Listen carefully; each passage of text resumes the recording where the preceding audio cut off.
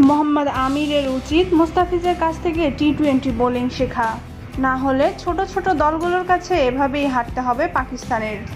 Super ওভারে আমিরের বোলিংয়ে কোনো ভ্যারিয়েশন ছিলই না। মুস্তাফিজের মতো স্লোয়ার কিংবা ওয়াইল্ড ইয়র্কার করলে যুক্তরাষ্ট্রের ক্ষমতাই ছিল না বল খেলার।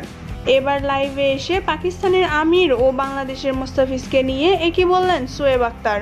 টি-20তে বিশ্ব চ্যাম্পিয়ন পাকিস্তান, অথচ তারাই কিনা হেরে গেল প্রথমবার বিশ্বকাপ খেলা যুক্তরাষ্ট্রের কাছে।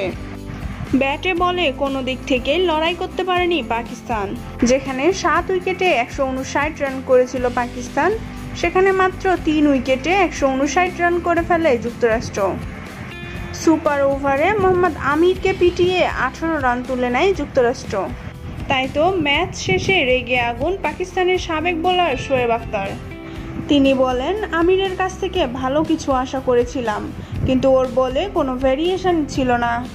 দৌড়ে এসে শুধু বল করছিল, ওয়াইল্ড ইয়র্কার করতে গিয়ে বাউন্স দিয়ে দিয়েছে, যার ফলে ব্যাটসম্যানরা পিটিয়েছে। ওর উচিত বাংলাদেশের মুস্তাফিজের কাছ থেকে বোলিং শেখা।